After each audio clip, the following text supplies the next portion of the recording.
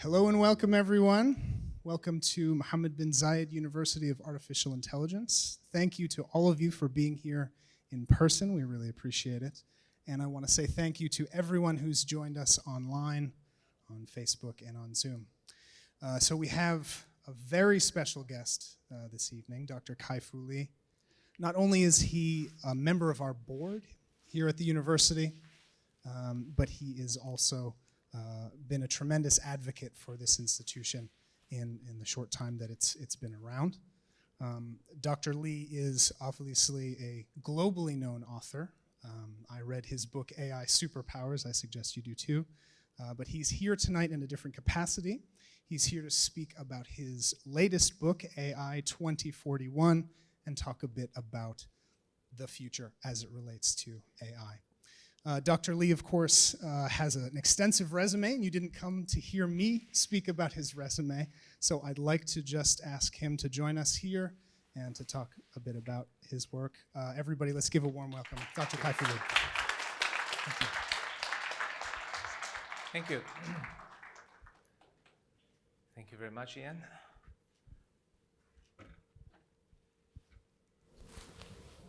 So this is my new book. I see most of you have it. AI 2041 is a vision of what 20 years from now, how AI will transform the world. You know why 20 years? It's AI. 41 is like AI. But also, 20 years is long enough a period of time to create a lot of disruptions. Think about 20 years ago. What did we have back then, right? No iPhone, no Uber, no social, etc.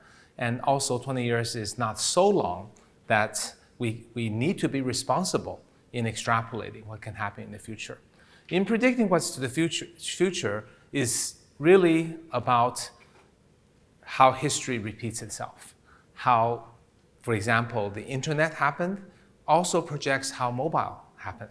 It begins with tools, browsers, followed by gaming, followed by e-commerce, and then social, and then video. The same order.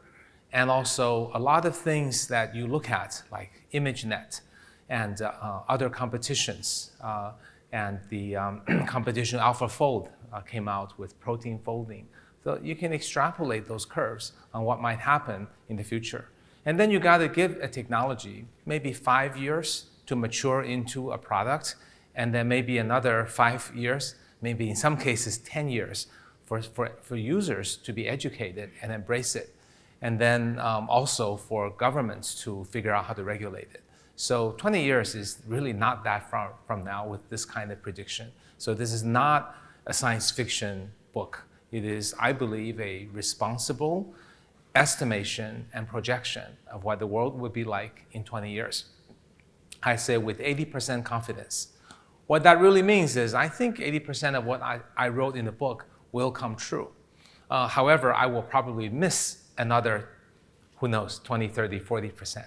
Just like 20 years ago, I probably could have predicted mobile, gaming, e-commerce, social, video streaming. I think I could have predicted all that. But I probably wouldn't have predicted Uber, for example. So, you get some, you miss some. So that's what the book is. The only thing that is science fiction about the book is my co-author, because I'm unable to write something so engaging that anybody can read it. So I found a real science fiction author to do that. Chen Qiufan, for those of you who are Chinese, he's probably the second or third most famous science fiction writer in China. He agreed to write his projections and stories he agreed to write his stories based on my projections. So when I say no teleportation, there's no teleportation. When I say no brain-computer interface, there's no brain-computer interface. When I tell him quantum will work, quantum will work. So I feel sorry for him that a creative guy like him has to work with these constraints. But that's how the collaboration comes to pass. So the title of the talk, though, is not the 10 stories. You should read the book for the stories. I'm no storyteller. The talk is really what are some of the most exciting technological predictions from the stories themselves without telling you the stories. So there will be no spoilers from this talk. And of course, I'm preaching to the choir here about how AI will transform the world, because this is the world's first and only AI university. So in this talk, what I'm going to do is,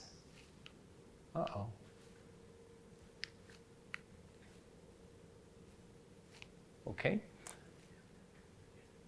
We all know that AI is making huge progress, breaking all kinds of records, probably most spectacularly AlphaFold 2, which really surprised and shocked the world of biology. A problem that's been puzzling people for 50 years was solved by an AI program. And if you plotted all of progress in AI from perceptron, that's probably the first machine learning example in 1960, all the way up to the recent switch transformer, GPT-3, et cetera. The interesting fact is you see huge amount of innovation and breakthroughs in the last 10 years, especially the last 5 years. The other thing you see is that the power, the computing required is phenomenal, because the y-axis is actually a logarithmic scale of how much computing is needed. So every little additional cell is 10 times more power. So this shows AI has really been progressing very fast, with the most advanced applications require huge amounts of data and computation and potentially superpower. And as you all know, AI today, we refer to AI largely as machine learning and deep learning. It's used interchangeably. Machine learning has the characteristic that it can benefit from more data. There's a famous saying by someone I used to respect a lot, one of the gods of speech recognition. He said, "There's no data like more data." You know why I used to respect him? Because he later founded Cambridge Analytica. So that's the understanding of data, nevertheless. So the more data you have, the better it works. And of course, it can optimize to a particular objective function. So it can maniacally focus on helping companies make money, but also potentially other goals. And it's exceptional in individualization. So the reason people are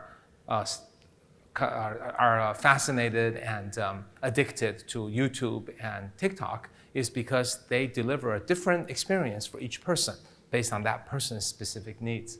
And people are quite bad at these things. People are good in looking at one or two examples and able to generalize. One or two examples is no good for AI or for deep learning. But when you have a lot of data, humans are no match.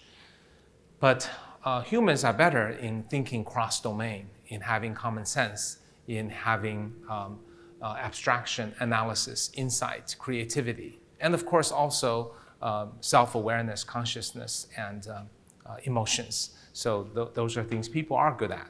So by and large, I believe human and today's AI are very complementary, because one is good at some tasks, the other is good at other tasks. So with that as a background, in order for AI to work, there are really 5 major elements. Starting from 10 o'clock is massive amount of data. That by far is more important than anything else. And you want some kind of labeling that's reasonably accurate, doesn't have to be perfect, ideally in a feedback loop, based on actual outcomes and results, not based just on human subjectivity, but we'll take what we can get initially. Single domain, lots of compute power, and then some AI experts. But increasingly, more and more tasks don't require super experts. Good engineers will do. In my first book, AI Superpowers, I talked about 4 types of AI. AI based on internet, business, perception, and autonomous. And the reason they're separated is that the first wave is the first to arrive, because internet has so much more data than anything else. And internet apps create a natural environment where we, users, are guinea pigs for automatically labeling data. Every time you click on Facebook or Twitter, you're giving feedback data so that it trains on that. So that's the first wave to hit. And then business is any company with big data. So banks, insurance companies, and so on. But also public services, logistics, supply chain. RPA would be an example of that. And there are many more like it. Third wave is perception AI, when AI can see and hear, already doing better than the average person. But AI can also have, on top of that, additional sensors. So it can sense depth, 3D shapes, and it can sense humidity and temperature, things that people cannot do. So the future AI perception will be much more powerful than people, because it can do everything we can do, and it will be able to do what we can do better, and it can do many things that we cannot do. And lastly, AI begins to move. So that is our arms and legs and wheels, autonomous vehicle, and robots. So these 4 waves will continue basically at this pace to grow bigger and bigger. And it has been happening since I wrote the book 3 years ago. But today's talk, we're not going to talk about these applications that are already commonplace today. We're going to talk about 6 predictions, just 6 megatrends for the future. The first one is that natural language processing will be the next breakthrough, leading to really open up many opportunities for business intelligence and other applications. Why do I say that? Well, look at these 2 graphs on the left side. What happened in computer vision in 2011 was that Jeff Hinton wrote his famous paper, AlexNet, right, with his 2 students, Alex and Ilya. And that paper led to a dramatic improvement of computer vision systems as measured by ImageNet. So this is what I mean by predicting the future. So in 2011, I was able to read the future, that with the advancement of AlexNet, the use of CNN and DNN, that means we're on the path for computers to recognize objects more accurately than people. So what does that mean? That means for many tasks, computers will replace people or enhance people because it's as good as we are. So it opens up opportunities to invest in all kinds of things. Facial recognition, even though that's controversial, but that is an important first app. Also another even more controversial is deepfakes, right? Built on similar technologies, scans on top of DNN, CNN. But also many other really useful things like all this video effects, recognizing within autonomous retail, recognizing medical images, MRI and CT, robotics and autonomous vehicles that can see. None of this would work without computer vision. So as an investor, it was obvious to me in 2011, let's invest in a lot of companies that will do these things. And that probably represents the highest return on our investment of any group of a dozen companies or so.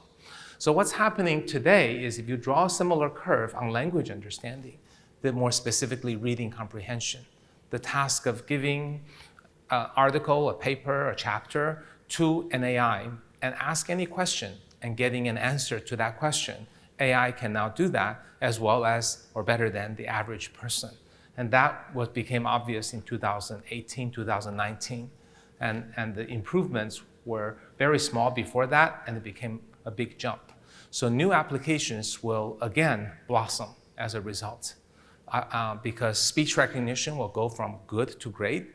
Machine translation will go from sort of working to almost professional. And search engines will go from enter a keyword, get a bunch of websites, to ask a question and get an answer. So that is the level of elevation. And when you can ask a question and get an answer, then the interface will not be a search box, but a conversational agent. So you can see the improvements that will surely come because of this graph. So this is how you predict the future. So what this really means is what some people call foundation model, other people call self-supervised language models, or very large language models, followed by fine-tuning or transfer learning. That class of technologies basically works as follows. If a massive amount, the whole world's text data, fed into massive compute power that creates a model with intelligent memory, contextual memory.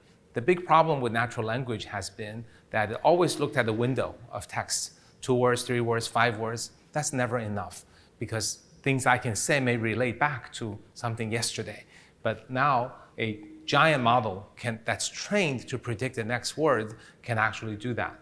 And it's self-organized. And then it trains a gigantic model, and then within each domain, you can fine-tune and do something from that. So that's how this today works. And someday in the future, all systems will become this large model trained one time from all the world's data, followed by specific models and fine-tuning into different applications shown here. And that will take us from big data to smart AI engine to smart business intelligence. And the data that we have in the past has been just bits. And then later they became information because maybe they had metadata or tagging. And then they will become knowledge because we can reason with it. And then finally they will become insight because it can come back and teach us. So the best search engine actually is not one that answers any question with the correct answer, but one that tells you something because it knows you want to know it or need to know it even before you know that you need to know it. That's a mouthful. So these are applied to particular tasks. I won't go into details here, but actually this is not hypothetical. We've just funded a company called Langboat, and it's building the foundation model for the Chinese language. And these are the kind of results that he's getting. So the first one is a dramatically more accurate translation engine than both generically and also fine-tuned for specific applications. The second one is one that is marketing copywriting. Most people are not impressed by that, but you should be, because what this is figuring out exactly what to say to get you to want to buy something. So if I want to sell a Tesla, different people have different inclinations, right? Some love Elon Musk, others like fast cars, others want to not waste energy, and others like the doors that open up like this. So it would say just the right things to get you to buy something. And if that doesn't impress you, think about today, TikTok or YouTube. Why do you like it so much? Because it keeps sending you videos that it thinks you like. But where do the videos come from? Other people created them. Is that exhaustive? Of course not. In the future, why wouldn't an AI be able to construct a video specifically for you that would get you to be entertained or happy or become more knowledgeable? So it becomes customized content targeting for individuals. It's no longer picking someone else's video, makes one for you. This is not that hard to imagine. In 20 years, we can do it, right? We can already make deep fakes that are very real. We can have them lip sync, and natural language generation, GPT-3 is not bad. So all that can work. And actually the last one was a ability to ask a question for investment, financial. So this is actually not 20 years out. This is beginning to be possible today. But for this to be pervasive is probably a 10 to 20 year endeavor. There are many other applications of business intelligence. The second example is in transportation. And a lot of people ask, when will L5 autonomous vehicles come about?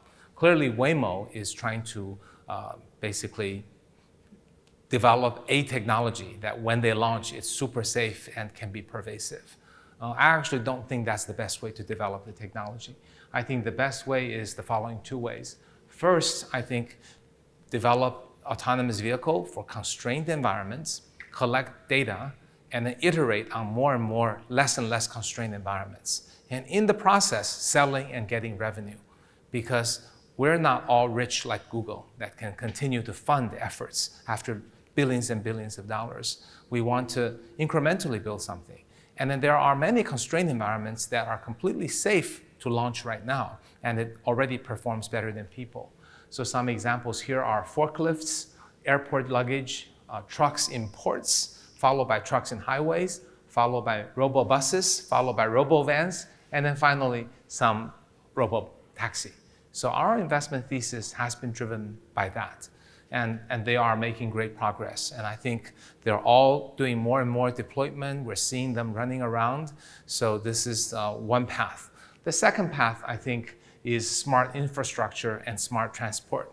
That is the assumption that the environment's the environment.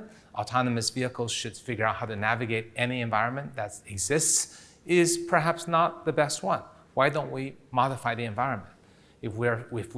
If the biggest fear is cars will run into pedestrians, why not have two levels of road? One for lower level for cars, high level for humans. It's just one example. Why not have highways that can talk to cars to make them safer? So I believe these efforts to either build a brand new city or to spend a lot of money improving infrastructure in a city can be fruitful and make L5 possible sooner. So these two things will make L5 come about. My prediction is that without the bottom part, just going that way or the Waymo way, we're probably 15 to 20 years away. Not counting, that is, cars would come without steering wheel, and they can truly do everything humans do more safely and sold everywhere. It's probably going to take that long. But with the bottom part, it can be accelerated maybe by 5 years or so. That's my current thinking. Of course, with autonomous vehicles, many other things are possible. You've heard about many of these: space, long-distance travel. I know that in Abu Dhabi, this is something the leaders think about a lot. Mobility as a service, and autonomous vehicles can become the next operating system. This is exciting for you guys because it's not every generation of engineer that can build a brand new operating system. The Windows guys were lucky because they built something that empowered all PCs, but that ran out of steam because Windows didn't quite work right with the requirements of a communication device, the mobile phone. Android took that honor away. And so far, Windows and Android continue to move to many, many other devices, including TVs and so on, quite suitably. But they're going to fail at autonomous vehicles because of the massive requirements and AI at the center and the ability to do multi-sensor fusion, etc. I think new operating system will be built. And once that operating system is built, it can be adopted to robotics. So that's how I think the whole world will be full of robots that begin with autonomous driving as a core. The cost will be reduced, the sensor costs will come down. The third is healthcare. I think that is certainly the greatest area of the biggest impact of AI. And the fundamental reason is big data again. Wherever you have a huge amount of data, that's when AI is very, very applicable. So we know that already today. We are seeing the combination of multiomics, which is genetic sequencing and others, as well as MRI and CT, very high quality, high resolution imaging, as well as PCR and other blood tests, as well as wearable computing that can capture all kinds of things like heart rate and blood pressure and even continuous glucose monitoring and the like. So with that, can measure everything 24/7. So with all this data being fed in for each individual, compared across people and tracking their illnesses and treatments and recovery or not, will create a phenomenal database that can be used to assist doctors in diagnosis, treatment, health alerts, but also long-term care and monitoring. So that is likely to be revolutionized. And I just mentioned some data. There's a lot more data than that. This came from Harvard Medical School. And actually, this is not the AI part. It's just medical school. They realize how much data needs to come into bear if you really want to do everything you can to treat someone perfectly. And it's way more data than doctors can possibly manage or remember. So AI can be used in all of these areas. But there are many specific cases that are particularly exciting. I'll just pick a few. One is, I think, in drug discovery. The success of AlphaFold 2 really ignited hope in a lot of people. That folding protein is just one thing. Within the protein, let's say a pathogen, finding a target and figuring out how to attach a molecule, small molecule or large molecule, or even new type of drug, maybe mRNA or other types of drug, to that pathogen as a way to treat the disease is something that people are just not very good at. People have become somewhat good at small molecule drugs because of years of research and lots of trial and error. But today, we have the tools of AI to find new kinds of solutions. We're starting at ground zero with mRNA. Humans have no intuition how to use mRNA as a drug, but AI can use lots of data to do that. And drug discovery has really three phases. One is to intuit what are the targets of what pathogen, what target, and what treatment, which type of treatment to use. Secondly, to do the wet lab experiment to prove the concept is likely to work or not. Then you have human trials. AI can play a big part in all three. The first part, AI can make your intuition, your proposal, much more likely, therefore saving less time wasted in failed trials. Second phase in the wet lab, new technologies. We invest in a company that's building a wet lab robot. It turns out wet lab is one of the easiest robots to build as a platform or standard product. Because when you think about AI for a manufacturing robot, you're probably first thinking, can it make an iPhone? But no, I mean, you think about what it takes to make an iPhone, the hand-eye coordination, fine motor skills, dexterity, can't do it. And also iPhones change every year.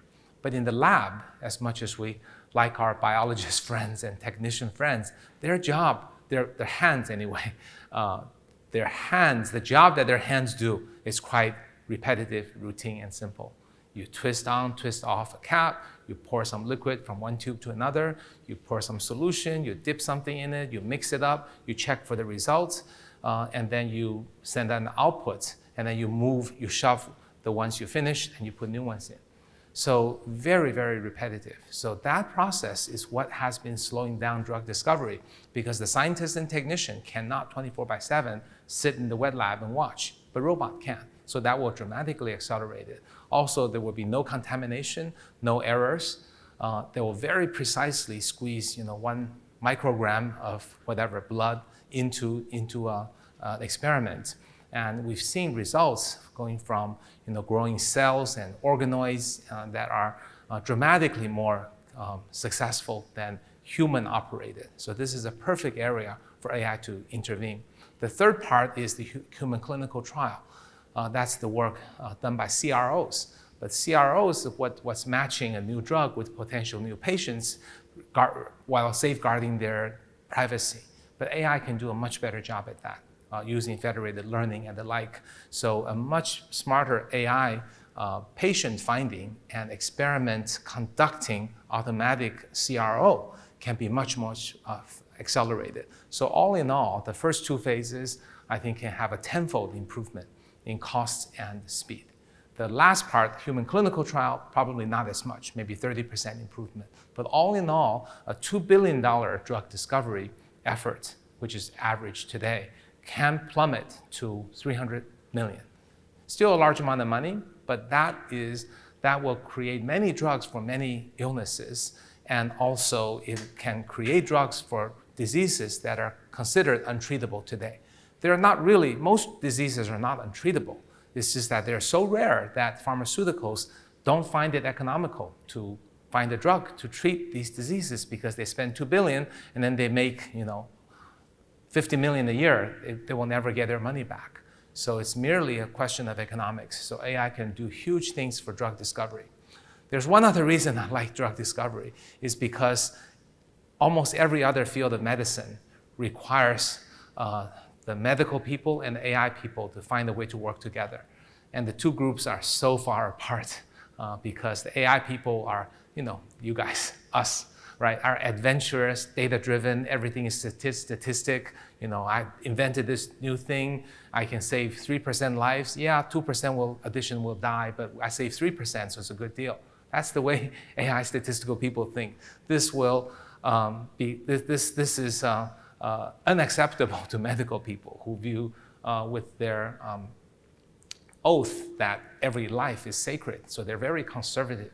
So very difficult. So building these robo surgeons and automatic diagnosis is met with a lot of resistance, and the 2 sides are learning to work together, but slowly. But drug discovery is one area that 2 sides have their interests aligned. So that's why we're investing big time in that area.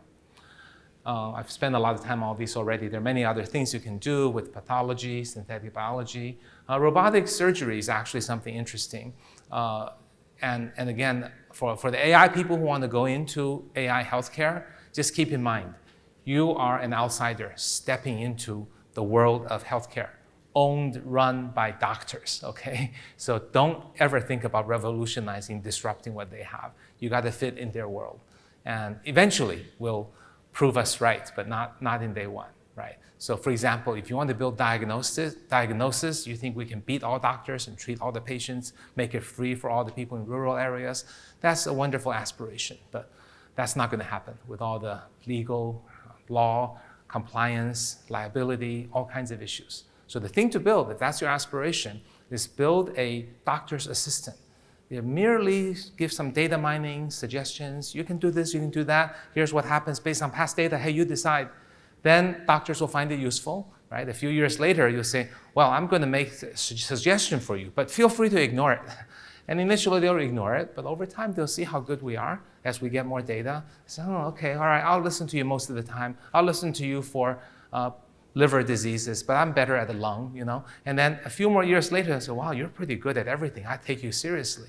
A few more years later, they'll say, wow, I don't want to challenge you anymore. AI is so much better than me. Even when I think you're wrong, I don't dare. I'm going to rubber stamp decision. That's the moment we can declare victory. And it's going to be a long, drawn out process. And rightfully so, because the doctors were chosen to defend the sanctity of our lives. So we can't just go in a very rushed way to accelerate things too fast. The fourth area is robots. Robots, especially in industrial applications, are ushering the age of automation. And we've already talked about autonomous vehicles, but what about in the factory? China is the place where this is really becoming accelerated. We, the AI people, can do a pretty reasonable projection of how fast various technologies will work. Obviously, visual inspection will be easier. Moving things around will be next easiest. Muscles will be the next easiest. And then very nimble fingers will be after that, and then hand-eye coordination and so on. So this is the path in which I think they will make it into the factory and displace human work.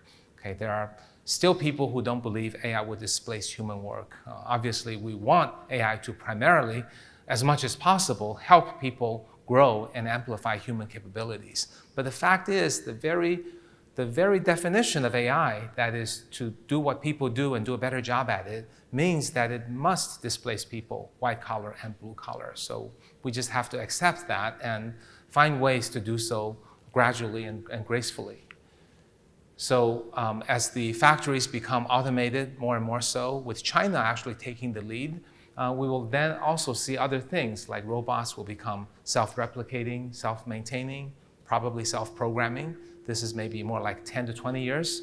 3D printing will become a big part of customization.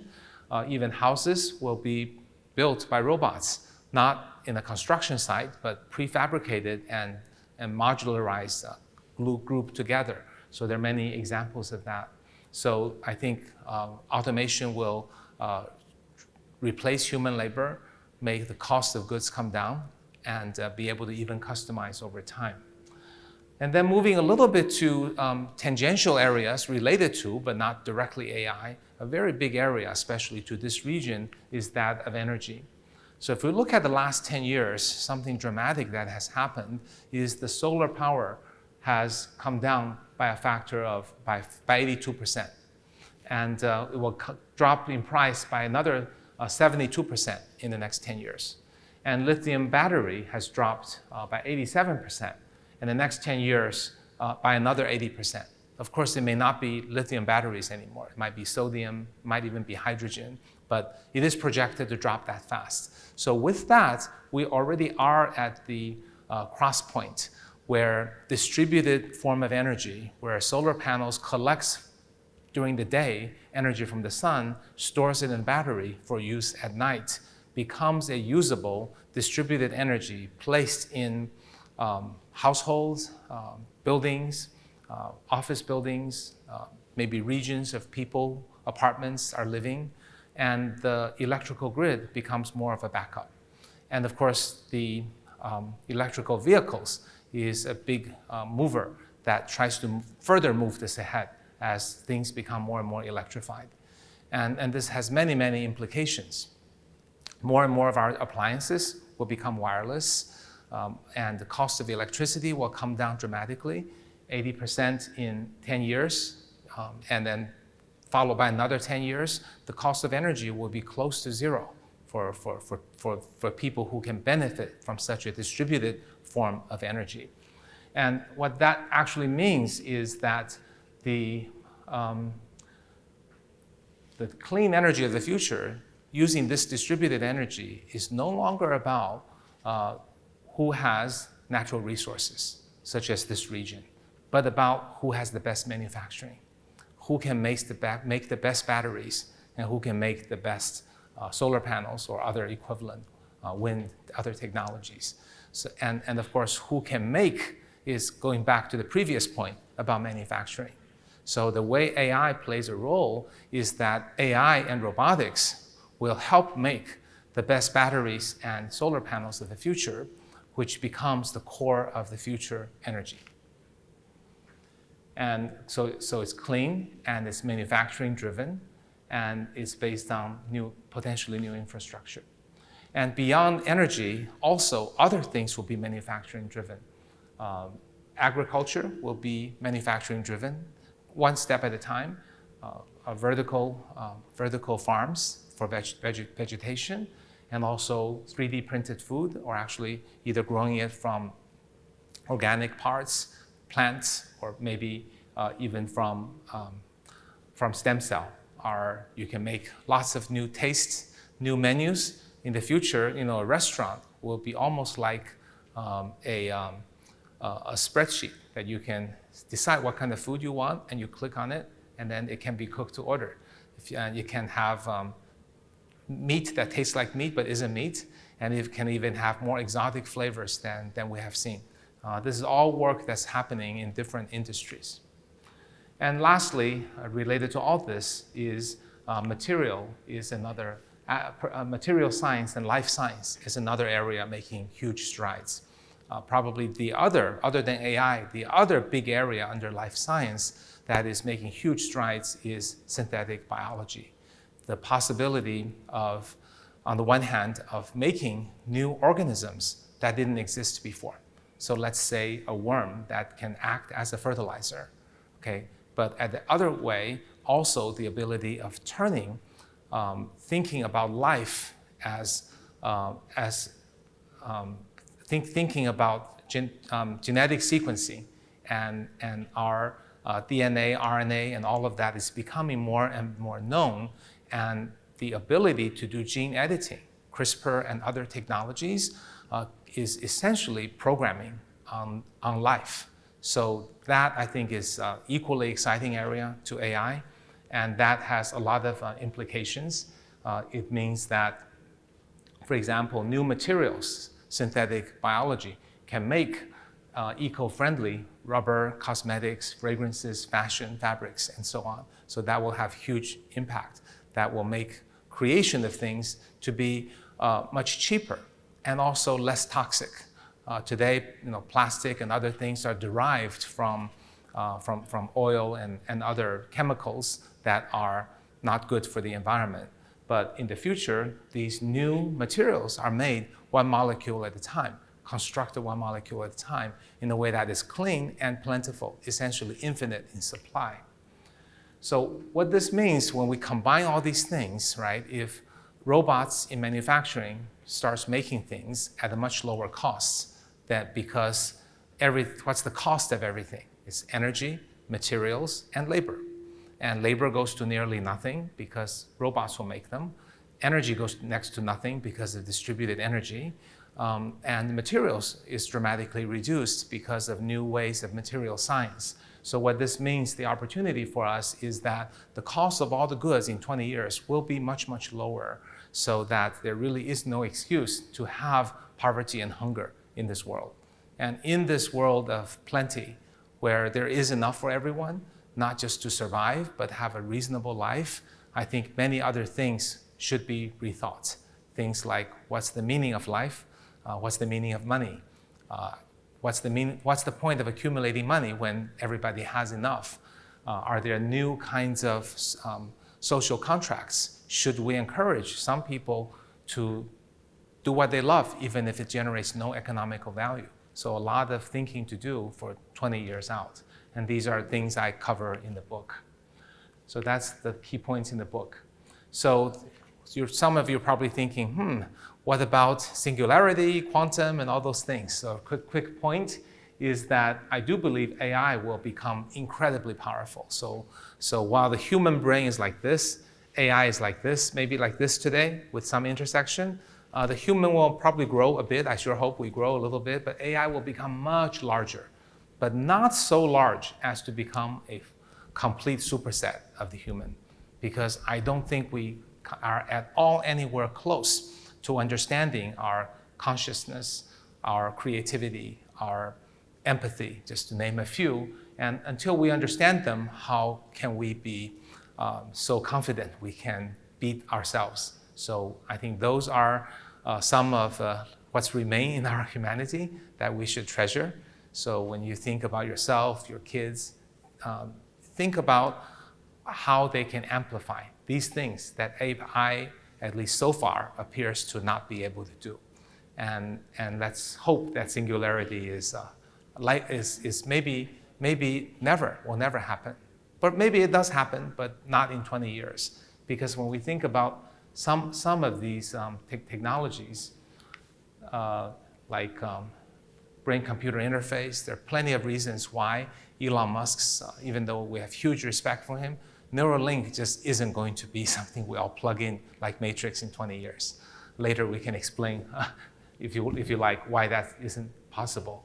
Dystopia, I think AI can make havoc, but it will be havoc made by people behind the AI, not by AI itself. The intentionality, consciousness is just not something we know how to build into AI at this point. It's unlikely. We have nowhere to extrapolate, no graphs to extrapolate.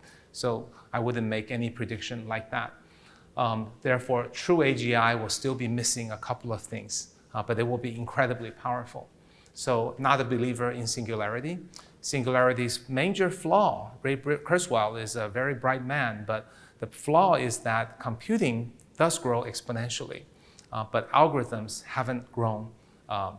New breakthroughs haven't come enough to ride that curve. And when small breakthroughs come out, like AlphaFold 2, there isn't enough compute after all. So there are some fundamental challenges and dilemmas of the idea of singularity. So I think that's a bit far off. And of course, many of you are thinking about the issues of AI that many people talk about. And I believe, I won't go into details of these specifics. People obviously complain about the possible loss of privacy data. People are concerned about the possibility of introducing bias and unfairness. People are concerned that AI cannot easily explain itself. And these are, in fact, some of the issues that we must work to solve. But I think this is the perfect topic for this university, because I don't think all of you should be advancing the state of natural language or computer vision. Some of you should be thinking about these practical problems. How do we use technology to address technology problems? For example, when electricity was first introduced, it was terrible because people complained, all the headlines about people got electrocuted, electrical chair and all those complaints. But what happened? There was the invention of a circuit breaker, right? Think about when first internet was connected to the PC, what happened? All the viruses, right? And then what happened? Antivirus software. So engineering ingenuity has always come and saved the day. So I believe, yes, I think regulations are needed. People have to be careful.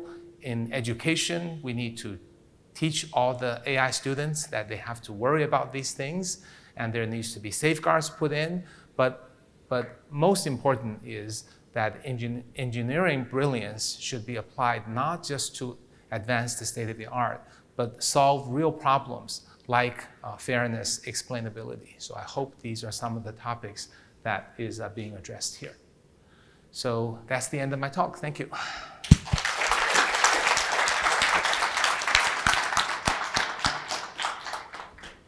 Thank you very much, Dr. Lee. I assume we have some questions, if anybody wants to go ahead. Professor, maybe we can provide you the mic. Here you go, you can take mine, actually.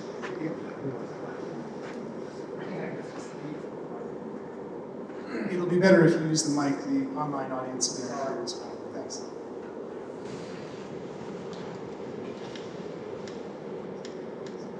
So thank you for the impressive talk. My name is Mohammed Yaqub, one of the faculty members here.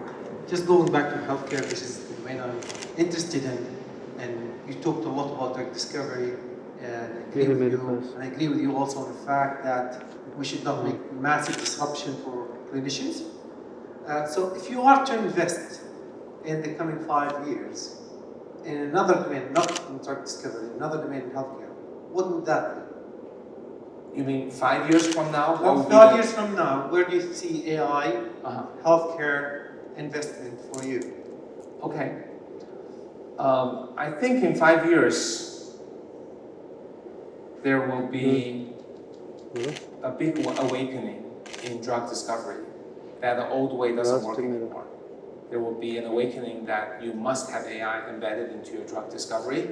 Otherwise, you're not going to be competitive because it costs you $2 billion to make a drug. It costs other people, 500 million. So I think that would be a big breakthrough. I think there are other areas we're going to see incremental improvements year after year. Robotic surgery, I think we're going to see more and more percentages. We're going to start to be able to draw a curve on robotic surgeries, increasing year over year, and going beyond just like intuitive surgicals, Da Vinci, but also going into spinal surgery, going into teeth implanting. These are all investments we're making. Also computer vision, human vision surgery corrections. Those are all going to happen. They're going to be AI assisted because surgeon is probably the one profession that people will be very nervous of having a computer completely take over. But I think there will be AI strongly assisted, like giving guide marks for the human and alerting danger and things like that. But also, I think AI will start to do some repetitive, non-life-threatening tasks like suturing. So I think we're going to see good progress on that. I think AI in pathology and radiology will finally figure out how to integrate AI. It's a mess out there. Mainly, it's a business issue.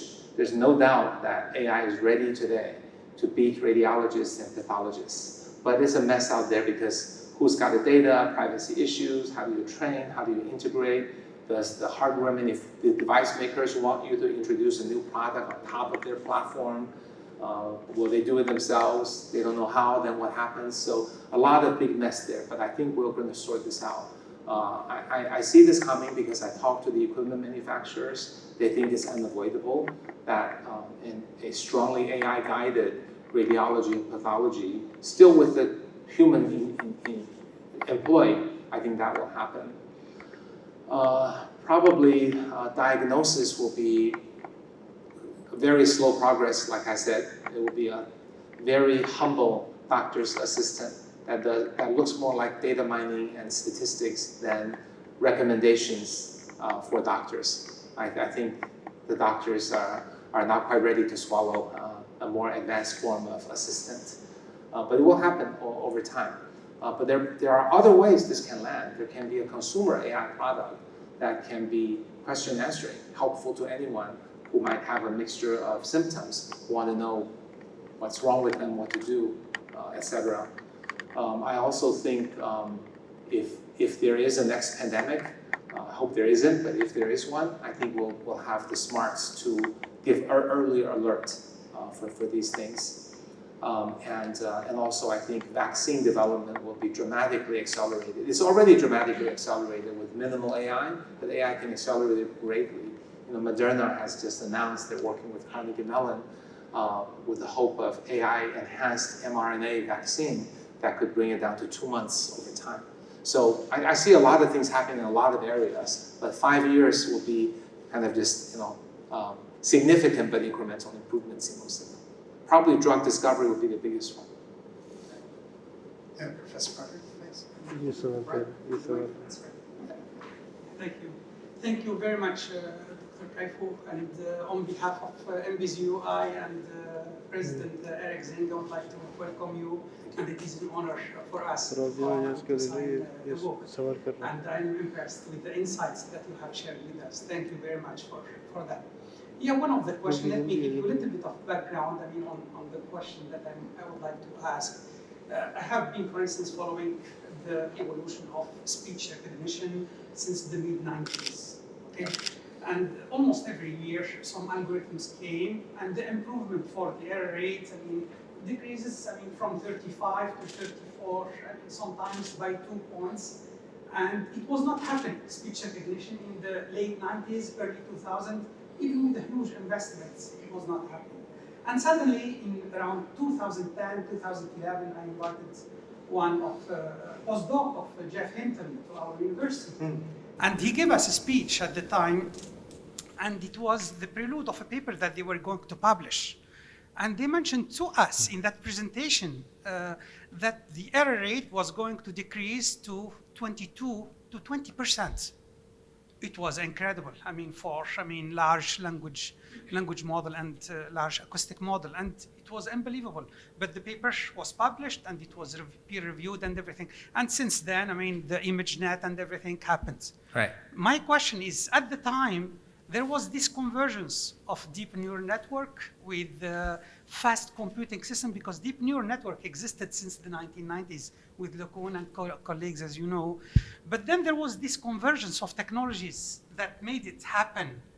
So in your insights and the future of AI, as you said it here, is it going to be an integration of few technologies that are going to fuse to produce the next big thing?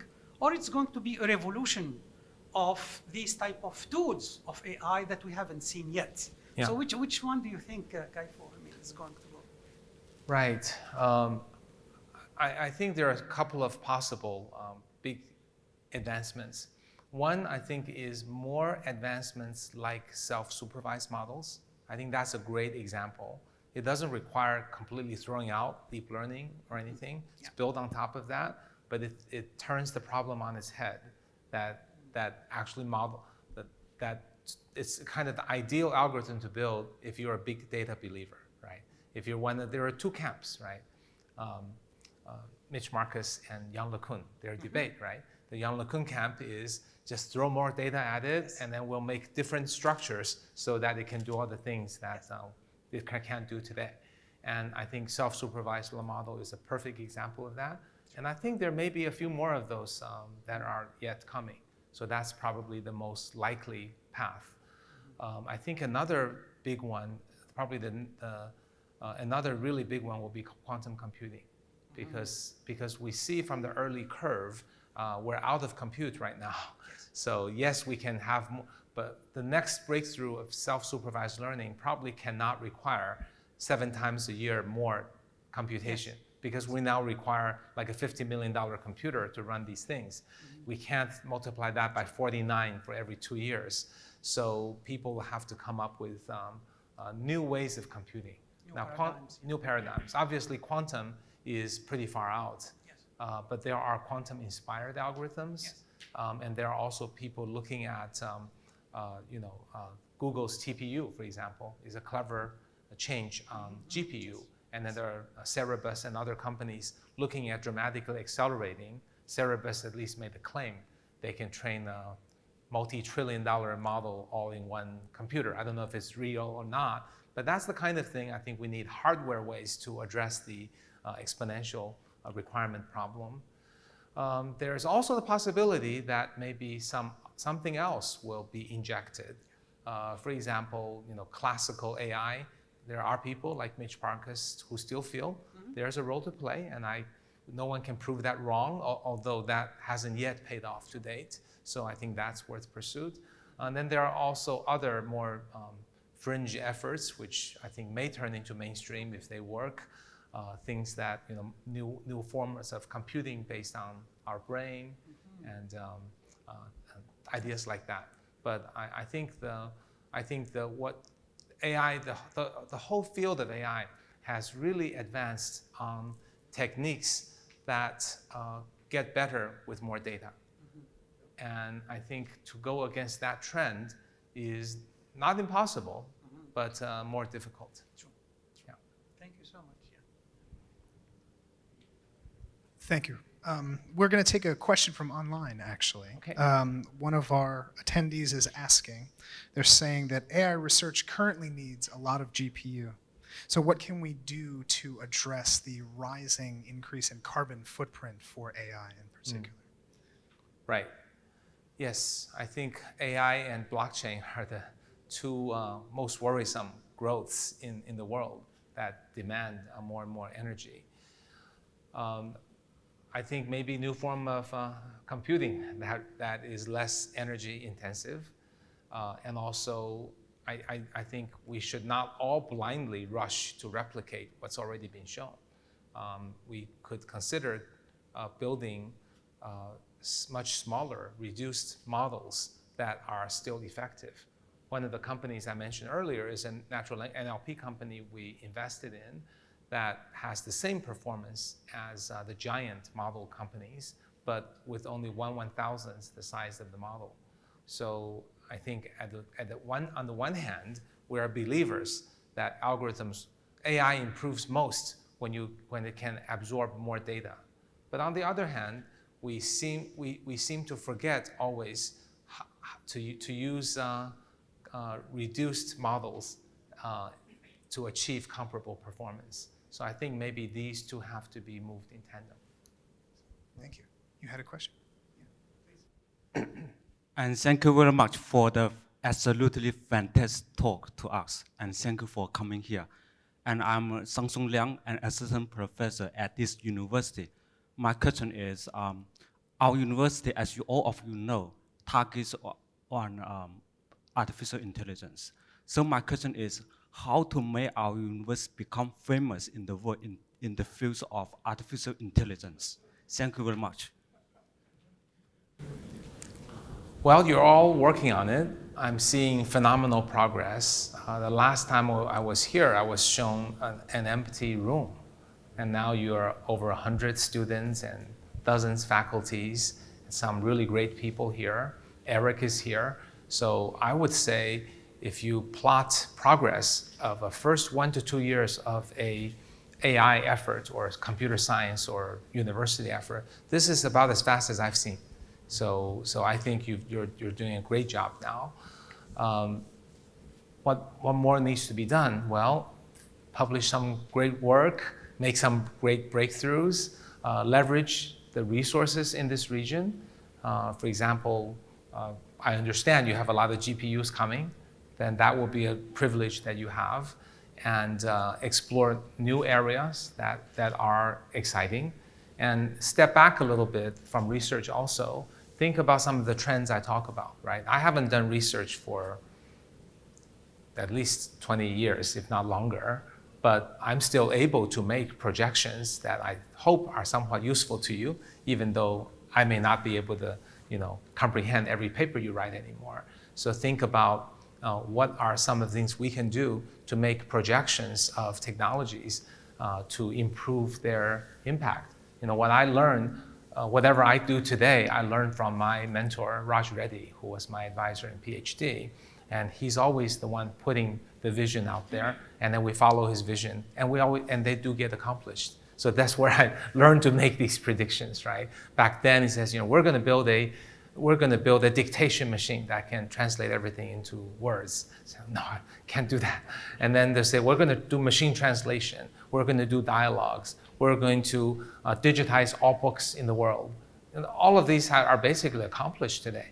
But back then, they were fairly new. And his robotic institute, we're going to make the first autonomous vehicle. 1989, CMU had the first autonomous vehicle. So I think having this bold vision and then aligning people behind that vision is important to show things that the whole world can relate to, and also to motivate the team that they feel like, okay, we're doing great papers, but also, wow, look what our university has done. So I think now you have enough critical mass for you to talk about with the faculty, see what together you can do to pick a couple of big, hairy, audacious goals and work together to accomplish them. Yes, please go ahead. Yeah. Thank you so much for the talk. I just had a question regarding when you first mentioned that NLP is, you project that NLP would be the next disruptor, right? So did you say that out of the perspective that I mean, as you said, you invested in a company that looks at computational power in a much lesser way than, let's say GPT-3 or 4 coming up. So does the extensive computational power that is only been, let's say, handled by powerhouses like Google and the big companies affect the AI disruption? Is the AI disruption being led by working towards less computational power? Is that exactly the point? I think it's a balance, right? First, if we're all believers that the best way to advance AI is to find ways to throw more data than ever at the computer and give it more computing than ever, that's a good first step to take. Once you seem to show that, wow, we're at a breakthrough, we can do things we couldn't do before, it's better than people, now's the time to say, can we make it smaller? Because we can't run every machine translation on a $100 million computer. So I think it's a hand in hand. One is getting to a breakthrough. The other way is making the breakthrough more realistic, more implementable. Yes, go ahead. Do you have a mic? Oh, I'm sorry, Professor. Please go ahead. Yeah. Hi. You talked about quantum computing and changing the computing paradigm, right? So just like decentralization of energy, don't you think decentralization of computing and AI will be the next big breakthrough? I'm sorry. Decentralization of Decentralization of AI? Yeah. No. I think there's definitely benefit in having edge, right? AI in the edge. Clearly, we're going to have edge. Doing everything centralized way is inefficient and costly to companies. So companies will be smart to figure out how to use the edge to reduce the load in the central. So if that's what you meant by decentralized AI, then okay, yes, I'm okay with that. But AI itself, unfortunately, is a centralizing technology. Just like blockchain itself is a decentralizing technology.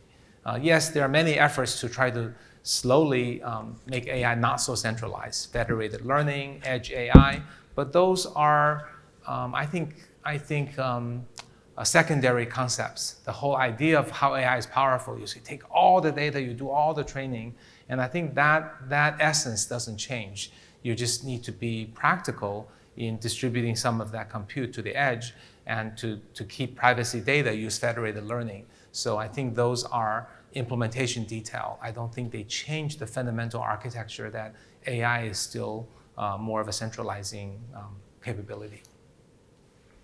We're going to take another online question, and then I'll come to you. Hold on one second. We have a user from Uganda who was wondering, how will AI help them make leaps in development? How will AI affect the developing world, essentially? Right. I think developing countries actually are currently facing a significant disadvantage because the resources available to developed countries for AI and other advanced technologies further broadens the gap between the developed countries and developing countries. So if I were advising a developing country, I would say send your best and brightest to schools like MIT, CMU, MBZUAI to go back to your country so that you can help to catch up. That said, there are many things that can be done. We've seen examples, of an American farmer who used TensorFlow to sort corn. I don't know if you saw that video. It's very cool. It's a farm kid who learned TensorFlow. So there are many uses that can be done, and it can be done with modest resources.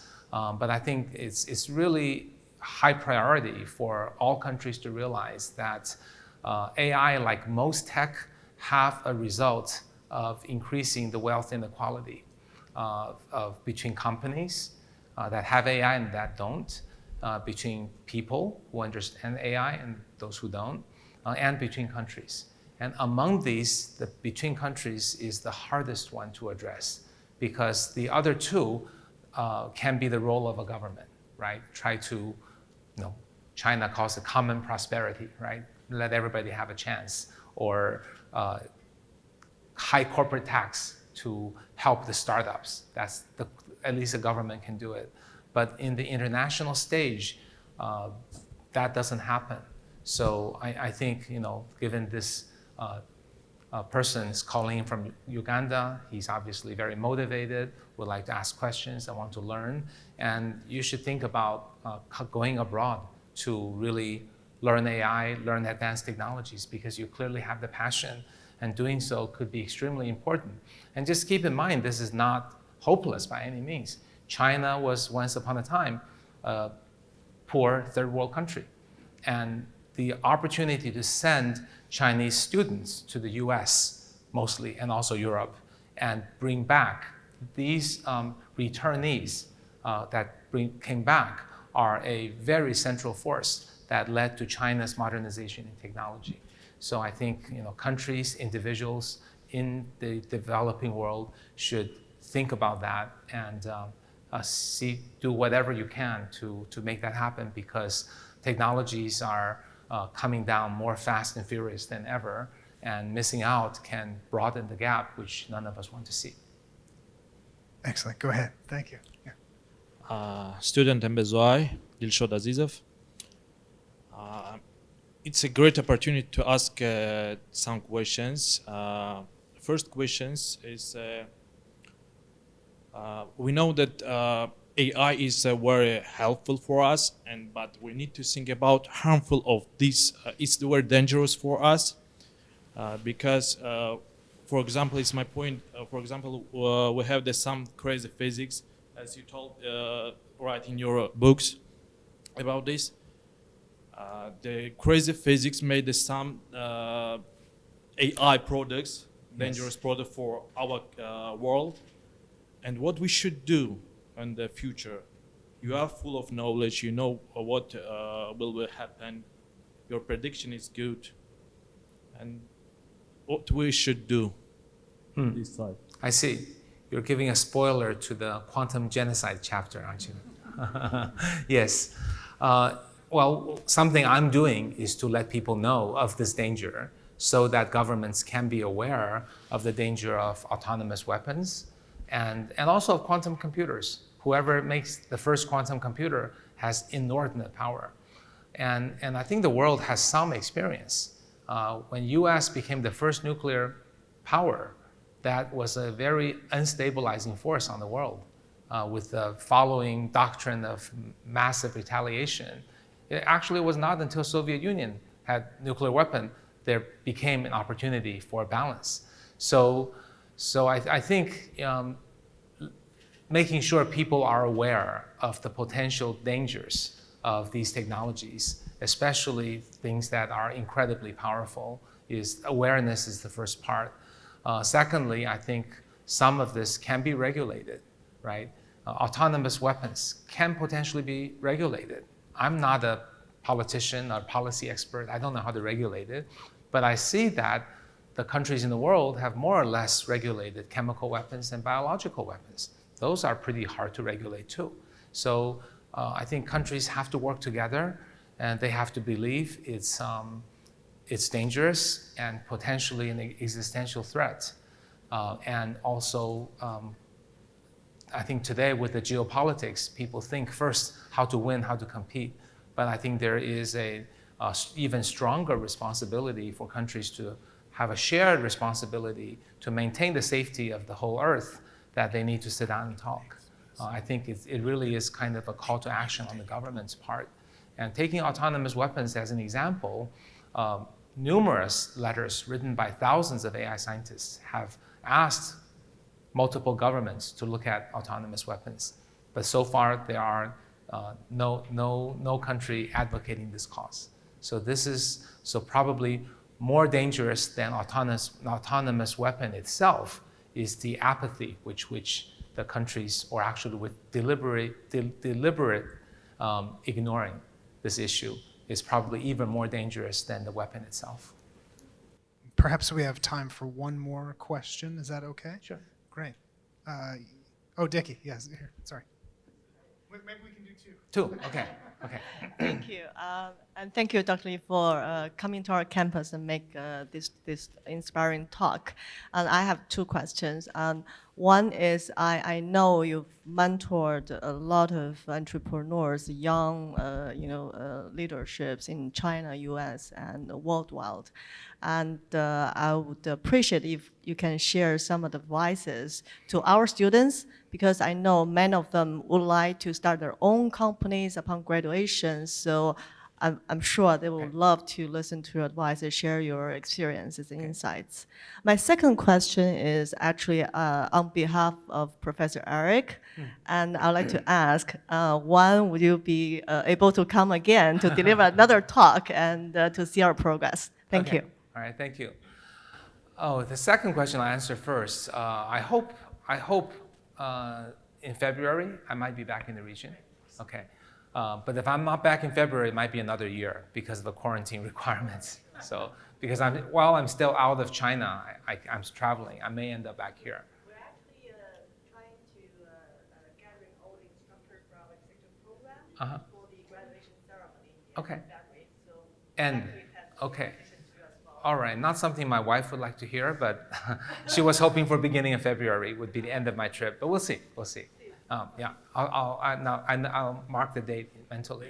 The first question about the students, I think first and foremost you have to realize that education is really a process for you to learn how to learn.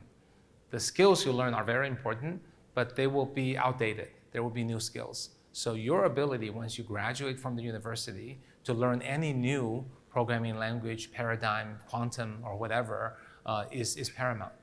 Speaking of which, there is a website for learning quantum coding. I'd say you should give it a try without a professor's help, because that's a good test to see if you can really make it. I think that's something I've learned, is that technology is outdated so quickly that do not expect this degree to be all you need the whole life, because this is the last time you'll have a chance to have professors who guide you in your learning. After that, you're more or less on your own. Okay. The second advice is that you should not just be, first, being an engineer is a wonderful thing. Okay, I think it is the best skill set that gives you many opportunities. As an example, when I worked for Google, Eric Schmidt said, I will be succeeded by a product manager. And then the person who ran the product manager team, Marissa Meyer, says, all product managers must be engineers, because you guys should feel proud, because product manager or a CEO of a tech company is someone who needs to understand technology, customers, market, and management. And you can't take someone who understands market and say, learn engineering. Well, maybe some, but generally not. But you can potentially take someone from engineering to learn about market, users, customers, etc. So you've got a great basis, because you learn things that took time, that took hard work, that other people from other disciplines will have a hard time entering your space while you can enter theirs. That's a wonderful place.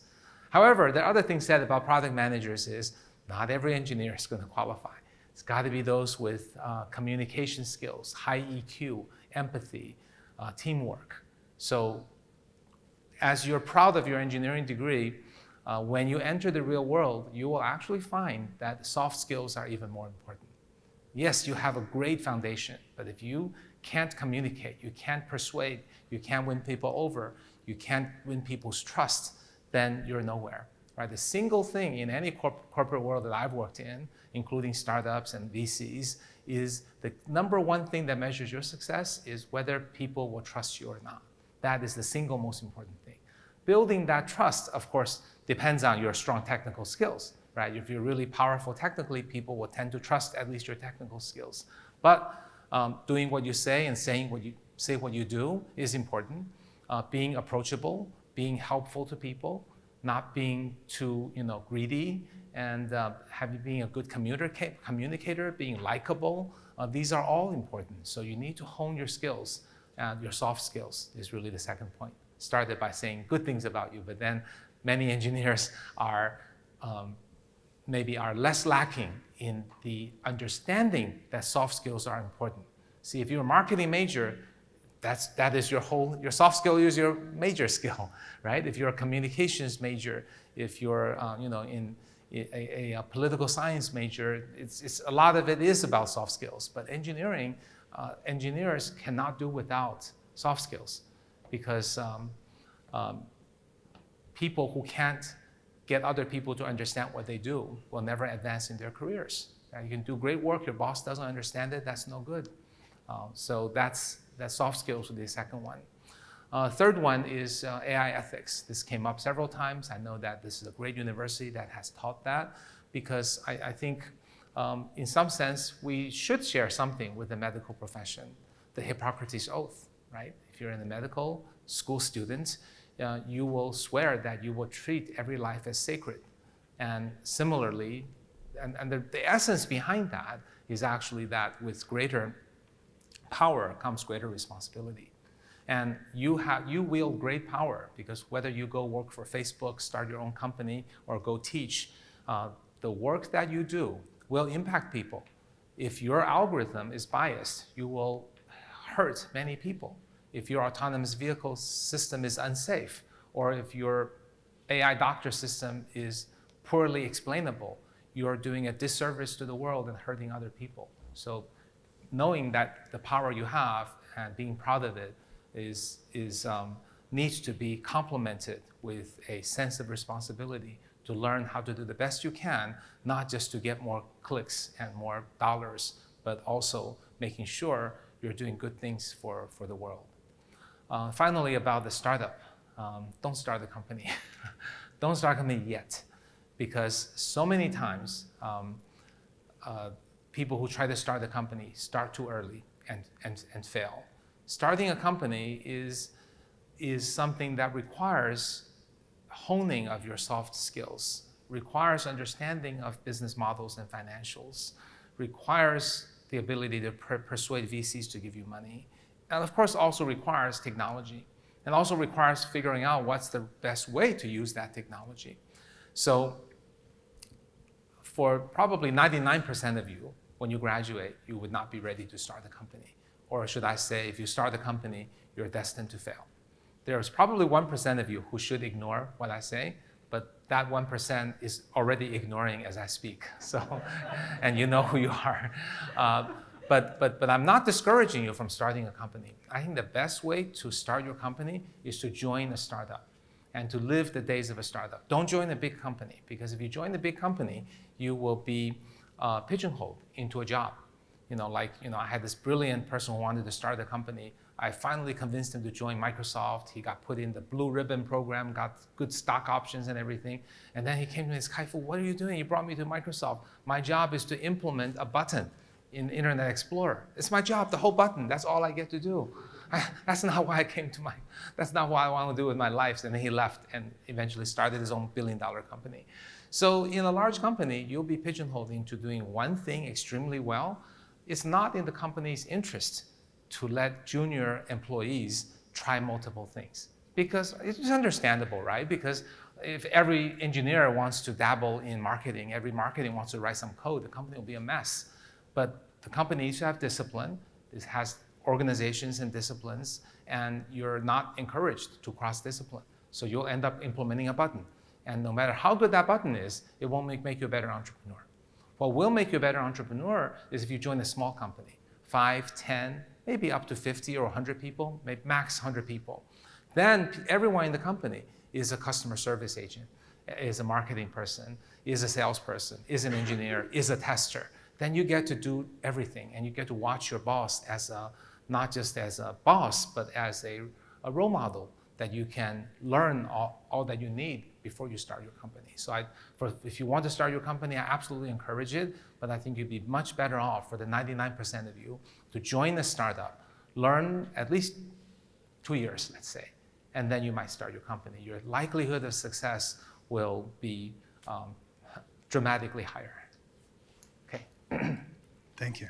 You one more? We have time for one more? Sure. Okay, go ahead. Thank you. Thank you, Kai-Fu, for the great talk. I'm a visiting student here. I'm Fang Yuliu. So my question is also related to startup, which is partially covered by you just now. So nowadays, these big companies have been building these kind of APIs provided to a lot of clinicians, hospitals. So I'm asking this in the context of healthcare, but it probably generalized to other domains. So how do startups compete with this kind of large companies, since they have the computes, the money, and the talent, and they provide this kind of very easy to use APIs for these hospitals and clinics to build their pipelines. So if you were to start a startup in healthcare, say, what do you think would be your selling point? What are the things that you can outperform those large companies? Thank you. Yeah, sure. You're absolutely right. Large companies have a lot of advantages, but they also have a lot of disadvantages. One disadvantage is they have already a big business. So they are not likely to pay attention to small businesses. So small things, they will not get in any attention. See, for example, in China, right, the biggest AI company, SenseTime, MegaV, right, worth $10, $20 billion. How did they come about?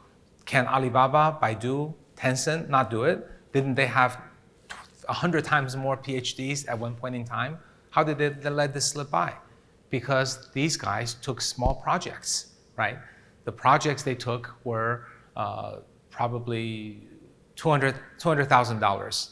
And then at most 3 years later, $2 million. To a Baidu, doing a project for the city, for smart city, you have to implement this, plug in that. They don't want to do that. For Baidu, it's so much easier to tweak the search to be 0.01% more relevant than money gets printed. For Tencent, the same. So find the areas that large companies will find it not worth their while to do. If that area happens to be one that VCs love, then you're made. Because a VC will easily measure, let's say a 2-year out sales projection times 20 as your valuation. And to a Baidu or Tencent, that would be crazy, because they would say, I'm just going to take the 10 engineers, put them on games or search. So find the areas for which the business is so unprofitable, small, ugly, boring, and unscalable for now, that the big guys don't want to do it. Then you do that first, and then you broaden out. So that's what SenseTime and MegaV did. That's an example. Another example is find the place where the giant would have to cannibalize revenue in order to compete with you. So the example there would be Windows, right? Windows Phone is the de facto standard. The Windows Phone, Windows CE, Windows Phone, Windows for Phone has been the de facto standard for phone for many years. And they charge whatever, $20 a copy, and then they don't provide the source code. And then Android came in. And how did Android do that? It's not a startup, strictly speaking, but it could have been, right? In fact, Android was a startup before Google bought them. What did Android do? They said, well, what's the customer pain point? The phone manufacturers hate Microsoft because they charge money, don't give me source code, they're slow with their fixes, so I'm stuck with these buggy software that my customer complains about. And so Android says, okay, I'll solve all 3 problems. Price is too high, mine's free. They don't give you source code, I'll give you source code, right? And then the rest was history. So, and Microsoft just took so many years, and Microsoft could not make their Windows for phone free because their culture DNA at the time was not accepting it. And also, if you made your Windows for phone for free, what about Windows for PC? So for them, it's an impossibility to match Android on a face-to-face, on a direct basis. So find that kind of opportunity. And also, large companies have a lot of overhead. A team of 20 people is a luxury in a large company. And a team of 20 will have its politics and approval processes, and people work fewer hours, and they have to deal with all the other divisions. They have to make presentations to their bosses and boss's boss. So their 20 people effectiveness in the large organization is probably like 8 people. And if you have a startup, and if you have 4 people who work twice as hard, you can probably beat them. So that's another possibility. So don't think of them as just giants, but obviously if you say, I'm going to compete directly by building another Windows and beat Windows, that's certainly not going to happen. You got to find those areas in which they are vulnerable, and then, one last example is find something they just don't see, right? There's some things they just don't see. Maybe because it's too new, maybe it's because it's against their corporate DNA to think about it, and Google search was a good example of that, right? Google started building search. People in other large companies, AOL, Microsoft, what are you doing? Search is an unprofitable business. It is an engine licensed to portals for peanuts. And your search engines are barely profitable. You make very little money. You're contract for hire. Why would you do that, right? And then Google said, well, if we build a product that's good enough, it will stand on its own and become more than a portal. And that's the vision they had. And you stick with your vision, you go with what's counterintuitive and anti-conventional thinking, and then you end up becoming a phenomenal company because nobody believed in what you believe. Often great products and startups are made that way, by doing something that the conventional thinking thinks is useless, foolish, or unprofitable or boring, but you make it into totally something else. Thank you so much. You're welcome. Thank you. I want to say thank you so much to our live audience for being here. Thank you to everyone who joined us online. And of course, Dr. Lee, honor to be here with you. Thank you so much again. Thank you. Thank you, guys.